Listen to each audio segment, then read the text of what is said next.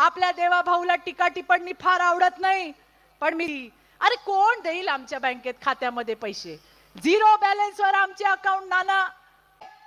जोपर्यंत आपला देवा भाऊ आहे आपली योजना बंद होऊ शकत नाही.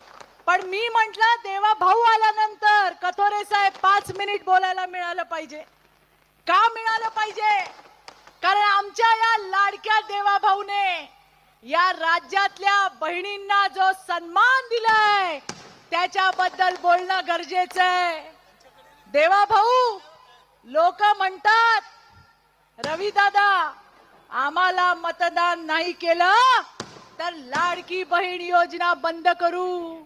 मला तुम्हाला सगळ्यांना आपल्या देवा भाऊच्या समोर सांगायचंय, जोपर्यंत आपला देवा भाऊ आहे आपली योजना बंद होऊ शकत नाही, हे मला या ठिकाणी सांगायचंय.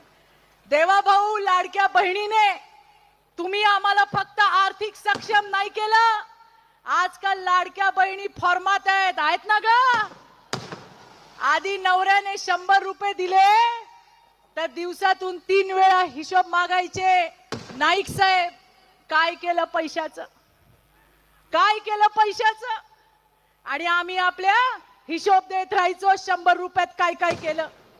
आता रवी दादा महिन्याच्या शेवटी नवरा विचारतोय काय खात्यात आहेत का ग तुझ्या? ही परिस्थिती बदलली देवा भाऊ. मी मागेही म्हटलं 8-9 तारीख आली की आम्ही देवा भाऊच्या लाडक्या बहिणीचा मेसेज चेक करतो. तुला आला का ग? मला आला का ग?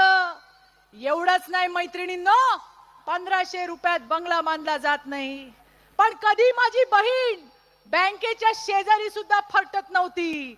अरे कोण देईल आमच्या बँकेत खात्यामध्ये पैसे? झिरो बॅलन्स वर आमचे अकाउंट नाना.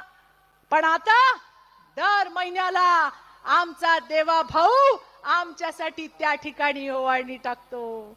दर महिन्याला लाडक्या बहिणींना सक्षम करायचं काम देवा भाऊच्या माध्यमातून होतं. देवा भाऊ इतकंच नाही, आता नवरे पण जरा गुरगुरायला घाबरतात.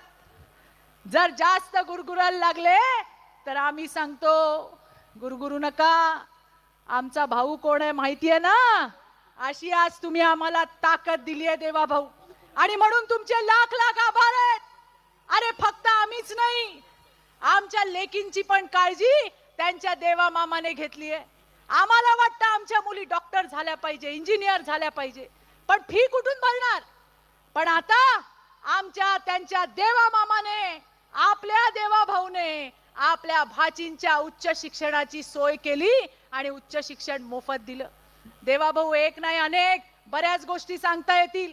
एवढंच सांगीन, आमचे नवरे बाहेर काही असतील पण घरातले मंत्री आम्ही आहोत.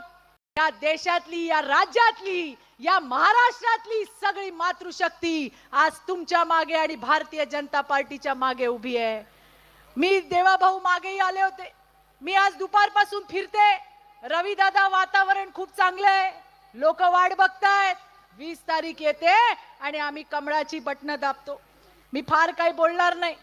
आपल्या देवा भाऊला टीका टिप्पणी फार आवडत नाही, पण मी जाता जाता एवढं नक्की सांगेन की तेजश्री करंजुले सारखी एक अतिशय हुशार तरुण, अशी एक सुंदर आपला एक चेहरा, एक हुशार महिलेचा चेहरा हा अंबरनाथ मध्ये नगराध्यक्ष पदासाठी आलाय.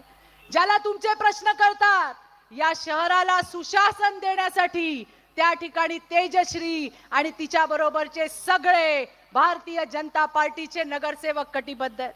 मला एवढंच सांगायचंय, निवडणुकीच्या प्रक्रियेमध्ये जनता जनार्दनाकडे मत मागताना बंदुकीच्या गोळीच्या जोरावर नाही, विकास आणि विश्वासाच्या जोरावर मागितलं पाहिजे. त्याच्या सोबत जनता उभी राहते आणि म्हणून मला विश्वास आहे की या 20 तारखेला रेकॉर्ड ब्रेक असं मतदान हे त्या ठिकाणी कमळ आणि भारतीय जनता पार्टीला होणार आहे. मी फार बोलणार नाही, देवा भाऊ आलेत. एवढंच जाताना सांगीन, देवा भाऊ, रवी दादा, 21 तारखेला घासून बिसून नाही, ठासून आम्ही येणार आहोत. अरे कोण म्हणतं येणार नाही?